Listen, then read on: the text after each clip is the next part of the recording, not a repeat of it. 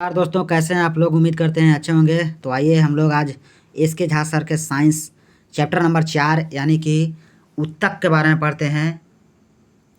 Tissue जिसको कहते हैं अंग्रेजी में। तो लाइन बाय लाइन हम लोग पढ़ेंगे। तो आइए शुरू करते हैं। सर्वप्रथम टिश्यू शब्द का प्रयोग फ्रांस के शल्य चिकित्सक बाइचेट ने किया, जिसका विकास एक लैटिन शब्द टेक्सर से हुआ है। टेक्सर का अर्थ बुनना होता है। ऊतक शब्द एन ग्रीव ने दिया था। मेयर ने 1819 में हिस्टोलॉजी शब्द का नामकरण किया था। ऊतक के अध्ययन करने वाले विज्ञान को हिस्टोलॉजी कहते हैं। हिस्टोलॉजी से संबंधित अध्ययन की शुरुआत सर्वप्रथम इटली के वैज्ञानिक मार्सेलो मालपिगी ने किया, इसलिए इन्हें फादर ऑफ हिस्टोलॉजी कहा जाता है। ऊतक समान कोशिकाओं का वह समूह जो किसी एक काम को करते हों उसे ऊतक कहा जाता है। जब कोशिकाएं समूह में होती है तो उसे ऊतक कहा जाता है। समूह में मौजूद कोशिकाओं के बीच जो स्थान होता है उसे अंतरकोशिकीय स्थान कहा जाता है। इस स्थान में विशेष प्रकार का द्रव भरा रहता है, जिसे अंतरकोशिकीय द्रव यानी इंटरसेलुलर फ्लूइड कहा जाता है, जिसे कॉमन रूप में या सामूहिक रूप में मैट्रिक्स कहते हैं। पौधा तथा जंतु की कोशिका लगभग समान होता है, परंतु पौधा तथा जंतु के ऊतक अलग अलग होते हैं। ऊतक समान कोशिकाओं का समूह है, परंतु अंग में कोशिकाओं होता है भिन्न भिन्न। ऊतक दो प्रकार के होते हैं, पादप ऊतक और जंतु ऊतक। पहला हम लोग पढ़ेंगे पादप ऊतक के बारे में। पादप ऊतक भी दो प्रकार का होता है, अस्थायी ऊतक और विभाज्योतिकी ऊतक। तो हम लोग पढ़ेंगे अस्थायी ऊतक। विभाज्योतिकी ऊतक की कोशिका लगातार विभाजित होकर अस्थायी ऊतक बनाता है। इस प्रकार के ऊतक में कोशिकाएं विभाजन नहीं करती। यह दो प्रकार का होता है। अस्थायी ऊतक विभाजित ऊतक का ही एक प्रकार होता है जो विभाजन की क्षमता को खो चुका होता है। पहला है अस्थायी ऊतक दो प्रकार के होता है, पहला सरल ऊतक और दूसरा होता है जटिल ऊतक। तो हम लोग आइए पढ़ते हैं पहला सरल ऊतक के बारे में। इसका निर्माण एक ही प्रकार की कोशिकाओं द्वारा होता है। इसके अंतर्गत तीन प्रकार के ऊतक आते हैं। पहला होता है मृदूतक यानी कि पैरेन्काइमा। दूसरा होता है स्थूल कोण ऊतक यानी कि कॉलेनकाइमा। और तीसरा होता है दृढ़ कोण ऊतक यानी कि स्क्लेरेनकाइमा। तो हम लोग पढ़ेंगे पहले मृदूतक यानी कि पैरेन्काइमा के बारे में। एक ही प्रकार के ऊतक में कोशिकाएं समव्यासी होती है। मृदूतक कोशिकाएं अपेक्षाकृत अवशिष्टीकृत एवं पतली मिट्टी वाली होती है। इस प्रकार के ऊतक में कोशिकाएं स्पर्श करने वाले सेल वाल पर किसी भी यौगिक का जमाव नहीं होता है। पैरेन्काइमा ऊतक जीवित कोशिका का बना होता है। यह ऊतक जाइलम और फ्लोएम के निर्माण में भाग लेता है। इस ऊतक का प्रधान कार्य भोज्य पदार्थ का संग्रह करके रखना है। जलीय पौधा का पैरेन्काइमा ऊतक वायु ऊतक में बदल जाता है। वायु ऊतक जलीय पौधा को तैरने में मदद करता है। यह ऊतक उत्सर्जित पदार्थ जैसे गोंद, रेजिन, टेनिन आदि को भी संचित करता है। यह ऊतक भोजन के पार्श्व चालन में सहायक होता है। यह पौधों के भोजन संग्रह करने वाले भागों में जड़ एवं तना में पाया जाता है, जैसे आलू, मूली, शलगम में मृदु ऊतक पाया जाता है। अब दूसरा हम लोग पढ़ते हैं स्थूल कोण ऊतक यानी कि कॉलेनकाइमा। इस प्रकार के ऊतक में कोशिकाएं लंबी होती है। यह ऊतक केवल कमजोर पौधा में ही पाए जाते हैं तथा पौधों को प्रत्यास्थता प्रदान करता है।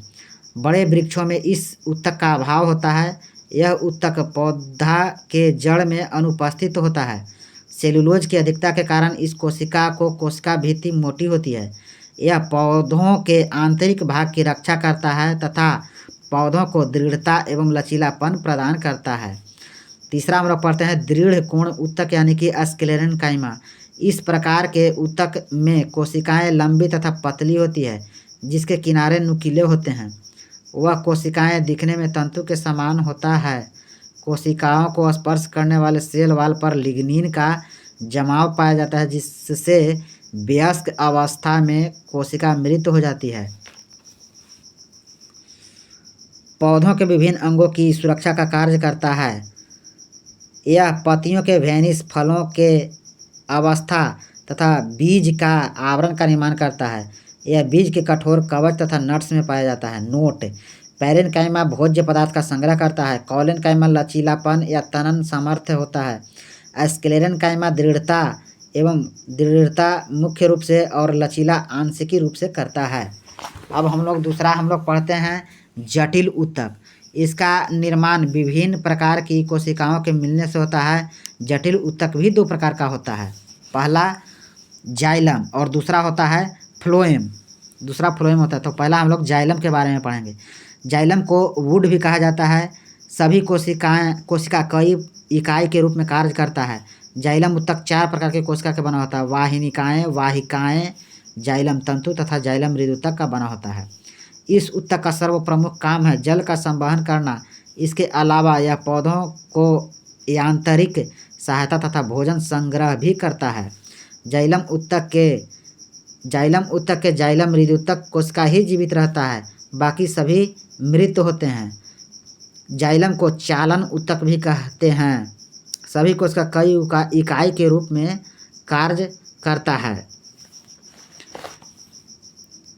जाइलम ऊतक का काम, वाहिकाएं एवं जाइलम तंतु पौधा का यांत्रिक सहायता देता है और जाइलम मृदुतक भोजन का संग्रह करता है। वाहिनिकाएं जल तथा घुलित खनिज पदार्थों को जड़ से पत्ती तक पहुंचाता है। पौधों में उपस्थित का संग्रह पुराने जाइलम होता है। पादप सूचनाओं का संवहन वैद्युत रसायन के उपयोग द्वारा करता है। पादप कोशिका का आकार एवं दिशा जल द्वारा नियंत्रित होता है। अब हम लोग दूसरा पढ़ते हैं फ्लोएम। फ्लोएम भी जटिल ऊतक है। इसका निर्माण विभिन्न प्रकार की कोशिकाओं से होता है। यह भी नलिका के समान संरचना होती है जो जीवित कोशिकाओं से बनी होती है। फ्लोएम ऊतक को बास्ट के नाम से भी जाना जाता है। फ्लोएम का निर्माण चालनी कोशिकाएं, सहकोशिकाएं, फ्लोएम मृदुतक एवं फ्लोएम तंतु से होता है। फ्लोएम तंतु ही केवल मृत कोशिका है, बाकी सभी जीवित कोशिका है। इन्हें आधार तंतु भी कहा जाता है। फ्लोएम तंतु अलसी व पटसन जैसे पौधों में रेशों का निर्माण करता है। सीव ट्यूब में केंद्रक नहीं पाया जाता है। फ्लोएम के द्वारा पत्तियों में निर्मित भोज्य पदार्थ को पौधों के विभिन्न भागों तक पहुंचाया जाता है। अब हम लोग नोट के बारे में पढ़ते हैं। नोट, जाइलम तथा फ्लोएम मिलकर संवहन बंडल का निर्माण करते हैं। यह ऊतक बड़े पौधों की एक विशेषता है जो पौधों को स्थलीय वातावरण में रहने के लिए अनुकूल बनाता है। पैरेनकाइमा भोजन का संग्रह करता है। फ्लोएम पादप में भोजन के अलावा अमीनो अम्ल का भी परिवहन करता है। वाष्प उत्सर्जन कर्षण जाइलम में जल की गति चूसक प्रेरक बल द्वारा होता है। विभाज्योत्तिकी ऊतक, दूसरा है विभाज्योत्तिकी ऊतक। इस ऊतक में शामिल कोशिकाएं विभाजन करती है जिससे पौधों के शरीर का आकार बढ़ता है। यह 3 प्रकार के होते हैं। पहला है शीर्ष विभाज्योत्तिकी ऊतक यानी कि एपिकल मेरिस्टेमेटिक टिश्यू। दूसरा है अंतर्वेशीय विभाज्योत्तिकी ऊतक और तीसरा है पार्श्वीय विभाज्योत्तिकी ऊतक जिसको हम लोग लैटरल कहते हैं। तो आइए हम लोग पहला पढ़ते हैं शीर्ष विभाज्योत्तिकी ऊतक। यह पौधों के शीर्ष भागों में पाया जाता है। इसके द्वारा पौधों की लंबाई में वृद्धि होती है। पौधा के लंबाई का बढ़ना प्राथमिक वृद्धि कहलाता है। अब दूसरा हम लोग पढ़ते हैं अंतर्वेशीय विभाज्योत्तिकी ऊतक। यह पौधा के अंतर्वेशी पर पाया जाता है। इसके द्वारा पौधों की शाखाओं की लंबाई में वृद्धि होती है। यह ऊतक शीघ्र ही अस्थायी ऊतक में बदल जाता है। और तीसरा है पार्श्व विभाज्योत्तिकी ऊतक। यह पौधों के जड़ तथा तना के किनारों में पाया जाता है। इसके द्वारा पौधों के तनों की मोटाई या गोलाई में वृद्धि होती है। कैम्बियम तथा कॉर्क कैम्बियम पार्श्वीय विभाज्य का उदाहरण है। पौधा का मोटाई बढ़ना द्वितीयक वृद्धि कहलाता है। इस ऊतक को कैम्बियम कहते हैं। द्वितीयक वृद्धि द्वारा बने वार्षिक वलय से पौधा की आयु का पता लगाया जाता है। कैम्बियम की कार्यविधि मौसम के अनुसार परिवर्तित होती है। बसंत ऋतु कैम्बियम में इसकी कार्यविधि तेज एवं शीत ऋतु में मंद हो जाती है। पौधा में द्रव के रूप में जल हानि बिंदुस्राव तथा जलवाष्प के रूप में जल की हानि वाष्पोत्सर्जन कहलाता है। ऐसा क्षेत्र जहाँ मौसम सालों भर समान रहता है वहाँ के पौधा में वार्षिक वलय नहीं बनते हैं, जैसे समुद्र के आसपास उगने वाले पौधा। मरुस्थलीय पौधों के एपिडर्मिस में क्यूटिल नामक रसायन पाया जाता है जो पौधा में जल हानि को रोकता है। कॉर्क में सुबेरिन नामक रसायन के कारण सभी कोशिका मृत्यु होता है। अब हम लोग परीक्षा के दृष्टि से देखते हैं। ऊतकों का अध्ययन जीव विज्ञान की किस शाखा में किया जाता है? तो हिस्टोलॉजी। फादर ऑफ हिस्टोलॉजी किसे कहा जाता है? तो मार्सेले मालपीधी को। पौधों के लंबाई में वृद्धि किस ऊतक के द्वारा होता है? तो शीर्षस्थ विभाज्य ऊतक के द्वारा। कैम्बियम तथा कॉर्क कैम्बियम किस प्रकार के ऊतक का उदाहरण है? तो पार्श्वीय विभाज्य ऊतक के। द्वितीयक वृद्धि किसके विभाजन से होता है? तो कैम्बियम तथा कॉर्क कैम्बियम के विभाजन से। चालनी नलिकाएं कहाँ पाई जाती है? तो फ्लोएम में। पौधों में भोज्य पदार्थ किस ऊतक में एकत्र होते हैं? तो मृदुतक में। संवहन बंडल का उद्गम होता है रंभजम यानी कि प्लेरोम से। हम लोग दूसरा पढ़ते हैं बी, जंतु ऊतक। जंतुओं के शरीर का निर्माण 4 प्रकार के ऊतकों के द्वारा होता है जो निम्नलिखित है। पहला है उपकला ऊतक, संयोजी ऊतक, पेशी ऊतक और तंत्रिका ऊतक। अब हम लोग पहला पढ़ेंगे उपकला ऊतक। यह शरीर के खुली सतहों की सुरक्षा प्रदान करने का कार्य करता है। यह शरीर के उन सभी जगहों पर पाया जाता है जिसकी सतह खुली हो तथा जिसे बाहरी पदार्थ द्वारा नुकसान पहुंच सकता है। त्वचा के बाहरी परत को एपिडर्मिस कहते हैं, जैसे आहार नली त्वचा का बाहरी आवरण, श्वास नली, वायुकोश, ग्रंथियां, अंडवाहिनी, वृक्क नलिका। स्तंभाकार उपकला कोशिका के द्वारा आंत पचे हुए भोजन को अवशोषित करता है। अब हम लोग दूसरा पढ़ते हैं संयोजी ऊतक। संयोजी ऊतक शरीर के विभिन्न भागों को जोड़ने का कार्य करता है। हिस्टामिन स्रावक कोशिकाएं संयोजी ऊतक में पाई जाती है। यह ऊतक शरीर में सबसे अधिक मात्रा में पाई जाती है। इस ऊतक के मैट्रिक्स में लसिका तथा तंतु पाए जाते हैं। कनेक्टिव टिश्यू 4 प्रकार के होते हैं। यह ऊतक रक्त वाहिनियों तथा तंत्रिका के चारों तरफ घेरा बनाता है। एरियोलर ऊतक त्वचा एवं मांसपेशी या 2 मांसपेशी या 2 हड्डी को आपस में जोड़ता है। एरियोलर ऊतक 2 प्रकार का होता है। पहला होता है कंडरा टेंडम। इसका निर्माण श्वेत तंतु के द्वारा होता है जो कोलाजन प्रोटीन से निर्मित होती है। यह मांसपेशी को हड्डी से या दूसरी मांसपेशी से जोड़ता है। यह अत्यधिक मजबूत एवं आंशिक लचीला होता है। और दूसरा हम लोग पढ़ते हैं स्नायु यानी कि लिगामेंट। इसका निर्माण पीला तंतु के द्वारा होता है जो इलास्टिन प्रोटीन से निर्मित होता है। लिगामेंट एक प्रत्यास्थ तथा लचीली संरचना होती है। लिगामेंट के द्वारा हड्डियों से जुड़ी रहती है। यह एक रेशेदार संयोजी ऊतक है। यह हड्डियों को हड्डियों से जोड़ता है। यह पीले रंग का होता है। अब हम लोग दूसरा देखते हैं नोट। एरियोलर ऊतक की मरम्मत तथा अंगों को खाली स्थान को भरने में सहायता करता है। यह एरियोलर ऊतकों में पाई जाने वाली कोशिका है। इस कोशिका से भिन्न पदार्थ का निर्माण होता है। पहला है हिस्टामिन, रुधिर वाहिका को फैलाता है। हिपैरिन शरीर के अंदर रक्त को जमने से रोकता है। सीरोटिनिन रुधिर वाहिनी में सिकुड़न लाता है। अब हम लोग पढ़ते हैं बी में कंकाल संयोजी ऊतक। हड्डियों का निर्माण एक विशेष प्रकार की कोशिका द्वारा होता है जिसे ऑस्टियोसाइट कहा जाता है। स्केलेटन टिश्यू के बाहर एक आवरण पाया जाता है जिसे पेरियोस्टियम कहा जाता है। हड्डी एक छिद्रनुमा स्ट्रक्चर है। छिद्रों के द्वारा रक्त वाहिनी तथा तंत्रिका नर्व हड्डी के अंदर प्रवेश करते हैं जिससे तंत्रिका आवेग तथा रक्त का बहाव होता है। हड्डियों का निर्माण एक विशेष प्रकार के प्रोटीन द्वारा होता है जिसे इयोसिन प्रोटीन कहा जाता है। हड्डियों का निर्माण कैल्शियम फॉस्फेट नामक यौगिक से होता है। इसलिए हड्डियों को कैल्शियम तथा फास्फोरस के जमा होने वाले अंग के रूप में माना जाता है। हड्डियों के द्वारा शरीर के महत्वपूर्ण अंगों को सुरक्षा प्रदान की जाती है जैसे हृदय, फेफड़ा, मस्तिष्क इत्यादि। हड्डियों के बीच में एक छिद्रनुमा संरचना नलीनुमा संरचना पाई जाती है जिसे हैवर्सियन कैनाल कहते हैं। हड्डियों के बीच मौजूद छिद्र में कुछ विशेष प्रकार के ऊतक पाए जाते हैं जिसे हम लोग बोन मैरो कहा जाता है। बोन मैरो 2 प्रकार के होते हैं। पहला होता है पीला अस्थि मज्जा। यह लंबी हड्डियों के बीच मौजूद छिद्र में पाया जाता है। इसके द्वारा WBC का निर्माण किया जाता है। येलो बोन मैरो नवजात शिशुओं में बहुत कम पाया जाता है, लेकिन उम्र बढ़ने के साथ साथ येलो बोन मैरो की मात्रा बढ़ती जाती है। और दूसरा हम लोग पढ़ते हैं लाल अस्थि मज्जा। यह बचपन में लंबी हड्डियों के बीच में पाया जाता है, लेकिन उम्र बढ़ने पर लंबी हड्डियों के किनारे में पाया जाता है। इसके द्वारा आरबीसी तथा प्लेटलेट्स का निर्माण किया जाता है। गर्भावस्था में बच्चों का आरबीसी का निर्माण लीवर में होता है। दूसरा हम लोग पढ़ते हैं उपास्थि कार्टिलेज। इसका निर्माण एक विशेष प्रकार की कोशिका द्वारा होता है जिसे कॉन्ड्रियोसाइट कहा जाता है। उपास्थि के बाहर एक आवरण पाया जाता है जिसे पेरिकार्डियम कहते हैं। कार्टिलेज का निर्माण एक विशेष प्रकार के प्रोटीन के द्वारा होता है जिसे कॉन्ड्रिन प्रोटीन कहा जाता है।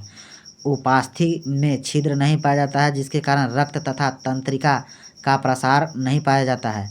रक्त वाहिनी तथा तंत्रिका के नहीं होने के कारण इसे काटने पर रक्त का स्राव तथा दर्द का एहसास नहीं होता है, जैसे नाक का अग्रभाग, कान का बाहरी भाग, हवा की नली।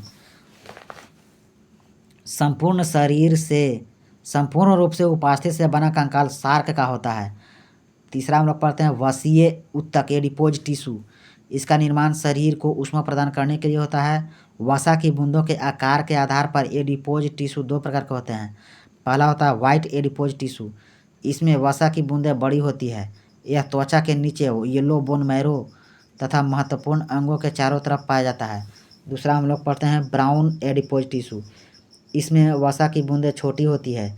इस एडिपोज टिश्यू में माइटोकॉन्ड्रिया अत्यधिक संख्या में पाए जाने के कारण अत्यधिक ऊर्जा का निर्माण करती है जिससे शरीर गर्म रहता है।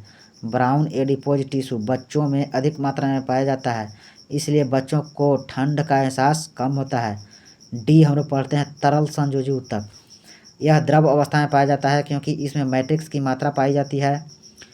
इसमें मैट्रिक्स को प्लाज्मा कहा जाता है। यह दो प्रकार का होता है। पहला रक्त तरल संयोजी ऊतक है। रक्त के तरल भाग को मैट्रिक्स या प्लाज्मा कहते हैं। प्लाज्मा अपशिष्ट का वहन करता है। रक्त पोषक तत्व, हार्मोन, ऑक्सीजन तथा कार्बन डाइऑक्साइड को एक स्थान से दूसरे स्थान तक पहुंचाता है।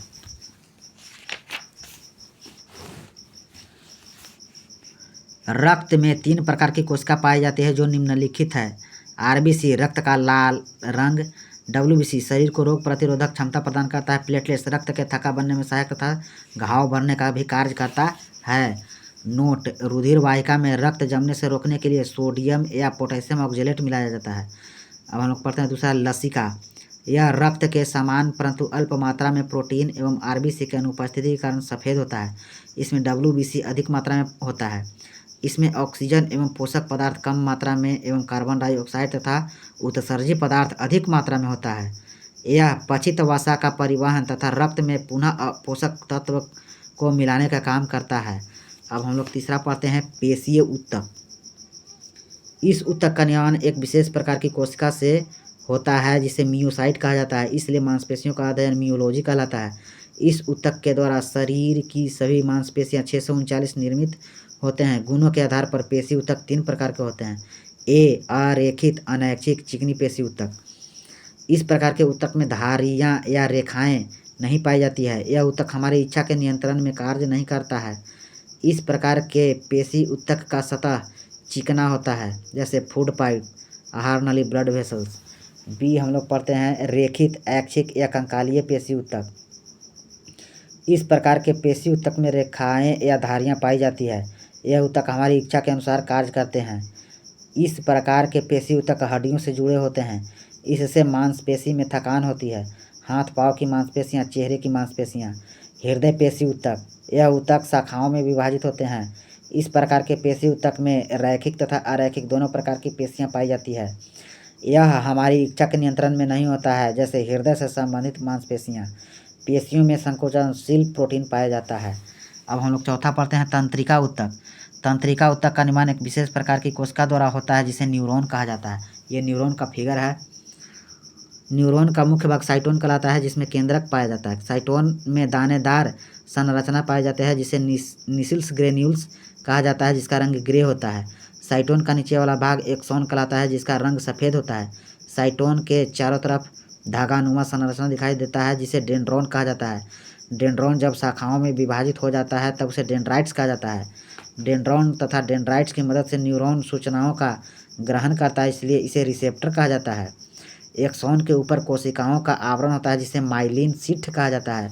2 माइलिन शीट के बीच कुछ खाली जगह होता है, उसे नोड ऑफ रेनवेयर कहते हैं।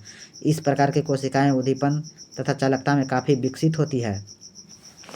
परीक्षा की दृष्टि से कंडरा गति में सहायक होता है। भूरा वसा में सामान्य वसा से अधिक ऊर्जा होती है। लसिका हानिकारक जीवाणु, मृत कोशिका, अन्य हानिकारक पदार्थ का भक्षण करके उन्हें नष्ट करता है।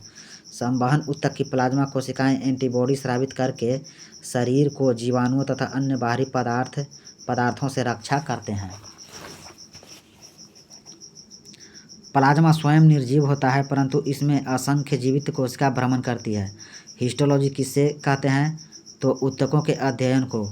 ऐसी समान कोशिकाओं के समूह जो कुछ विशिष्ट कार्यों के लिए विशिष्टीकृत होती है, क्या कहते हैं? ऊतक। रुधिर एवं कोशिकाओं के बीच रासायनिक आदान प्रदान किसके माध्यम से होता है? तो ऊतक द्रव के माध्यम से। ठोस अंतरंगों, जिह्वा, किडनी, यकृत, तिल्ली आदि पर किस ऊतक का रक्षात्मक आवरण पाया जाता है? तो इपिथीलियम का। त्वचा की एपिडर्मिस भ्रूणीय परिवर्धन के किस जनन स्तर से विकसित होता है? तो एक्टोडर्म से। एपिथीलियम ऊतक भ्रूणीय परिवर्धन के किस जनन स्तर से विकसित होता है? तो तीनों प्राथमिक जनन स्तरों से, एक्टोडर्म, मेसोडर्म एवं एंडोडर्म से। एपिथीलियम कैसी कोशिकाओं की बनी होती है? तो सल की। त्वचा पर चोट लगने के बाद इसका पुनरुद्भवन किसके द्वारा होता है? तो घनाभाकार उपकला द्वारा। अस्थि का मैट्रिक्स किस प्रोटीन का बना होता है? तो ओसीन। अस्थियों को कठोर बनाने वाले लवण मुख्यतः होते हैं कैल्शियम तथा मैग्नीशियम के फॉस्फेट। कंडरा किसकी बनी होती है? तो केवल कोलेजन तंतुओं की। पैरों में मोच किसके कारण होता है? तो स्नायु के टूटने के कारण। किसके विलयन में रखने से अस्थि पर लगे पेशी तंतु आदि घुल जाता है? तो पोटेशियम हाइड्रोक्साइड के। स्नायु में होते हैं पीला एवं श्वेत तंतु। कुछ अपशिष्ट पदार्थों को ऊतक द्रव से रुधिर में लाने का कार्य कौन करता है? तो लसिका। आंत में पचे हुए भोजन का अवशोषण बिली द्वारा होता है तथा कौन सा उपकला कोशिका द्वारा? स्तंभाकार उपकला द्वारा। चिकनी पेशियां एवं हृदय पेशियां उदाहरण है अनैच्छिक पेशियों का। तो हमारा ये ऊतक चैप्टर ख़त्म हो गया। तो अगर वीडियो अच्छा लगे दोस्तों तो चैनल को लाइक एंड सब्सक्राइब कीजिएगा और बेल आइकन को दबाना ना भूलिएगा। थैंक यू दोस्त।